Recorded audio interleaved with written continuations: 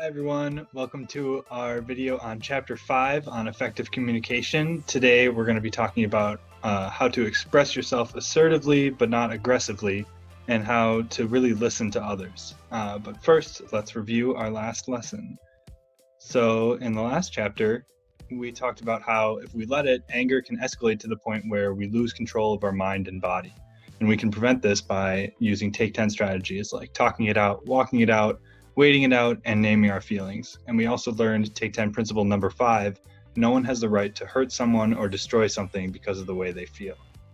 All right, so now let's get into Chapter 5.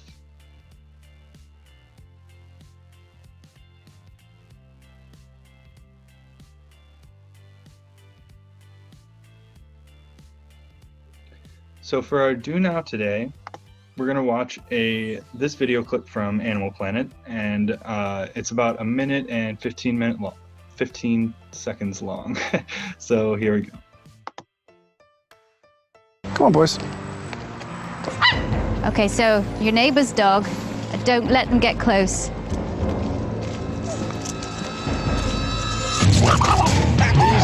Easy. Don't let them get close. Hey. Don't let them get close. Hey. All right. Casper.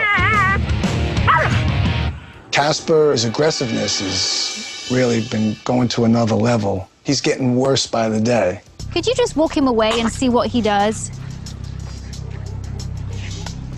He backs away. Interesting. Okay.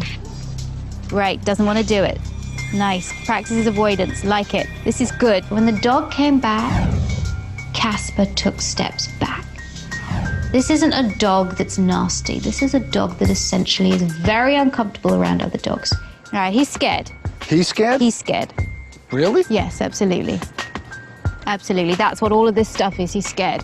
The reason why he did that, it's a great defensive measure, get the other dog to go away, makes him feel good.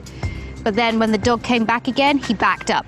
I never in a million years would think Casper afraid. No, he's too tough. And to actually find out that he's just putting up that facade because he's afraid, I couldn't believe it. All right. By show of hands, how many of you have seen an animal do something like this? When they're afraid, they lash out and they attack the things that they're scared of. How many of you have seen that? Right, like a lot of us probably, right?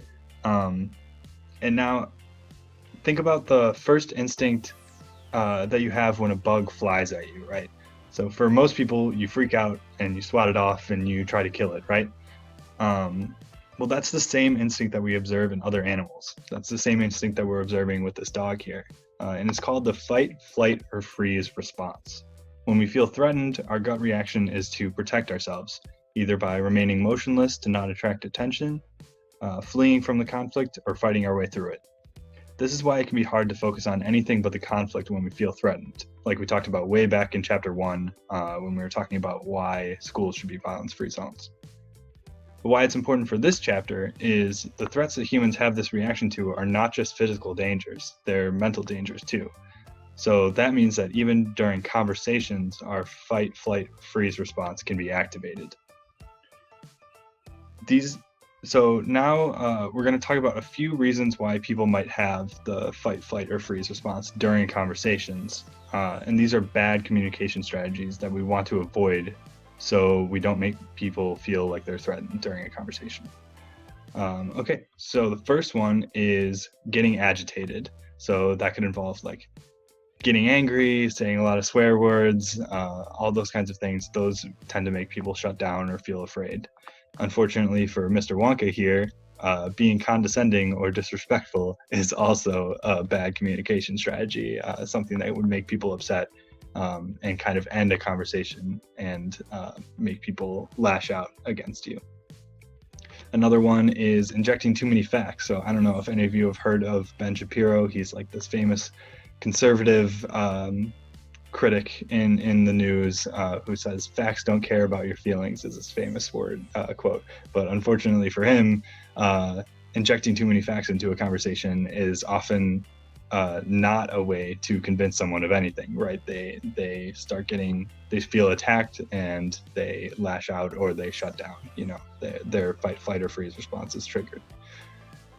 Flaunting power is another example. So this could be physical or emotional power in a conversation, trying just to use force to convey your opinion or convince them of your opinion. That is never a good strategy. And then not listening and interrupting, of course.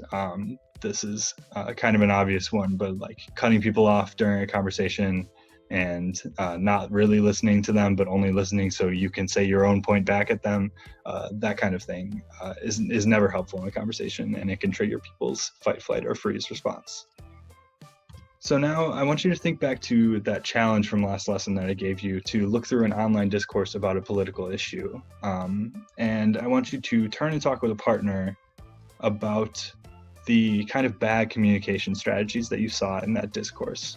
So first of all, tell what discourse you looked into or have looked at before. Maybe you didn't look into it in the past week, but what have you looked at before, and what bad communication strategies did you notice from these examples?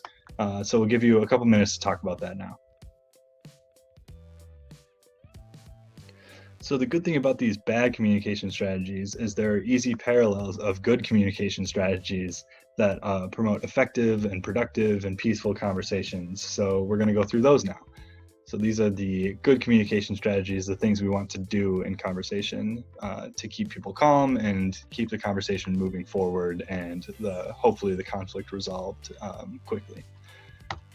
So the first one, instead of getting agitated, you want to remain composed. This could involve like taking deep breaths or just keeping a measured tone throughout the conversation. Those kinds of things can keep the conversation moving forward. If you are like feeling like you're going to be disrespectful or say something rude or mean, instead strive to understand. Try and ask a question about their views rather than just saying your own or immediately thinking that their view is wrong. Just ask them questions about how they came to those beliefs. That can be a really effective strategy, even for convincing them. Just when people feel heard, they're more likely to really listen to what you have to say as well.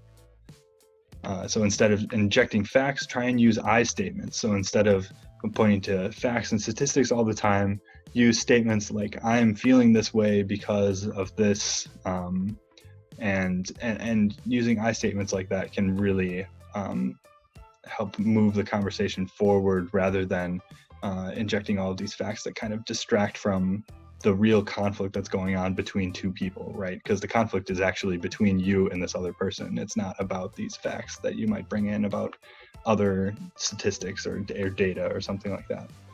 And we'll talk more about I statements in another chapter. So another strategy is when you want to flaunt your power and really like exert force on them to make them convinced of what you have to say. Instead, try humbling yourself. This can involve asking them questions about their views again, or it can involve just not assuming that you're right. Like keeping the possibility open that you could be wrong in the situation and that you're willing to be convinced just as you hope that they're willing to be convinced. And then the last strategy is, rather than not listening or listening only to interject what you have to say, really listen to try and hear what they're saying. So this can involve active listening strategies like paying attention to their body language and affirming them as they're talking, nodding and saying yes, and mirroring their emotions, and of course not interrupting again. So really listening to hear what they have to say rather than just listening to figure out how you can prove them wrong or whatever. And now that we have all of these good communication strategies, it's easy to see why Take 10 principle number 6 is true, that weapons have no place in solving conflicts in school.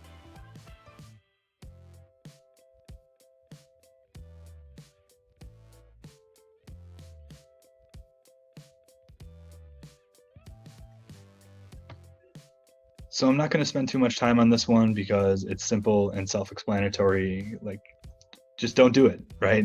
And I know sometimes it can feel like your only resort, like it's the only way to make people listen. But trust me, there's always other better options like these ones that we're just talking about now.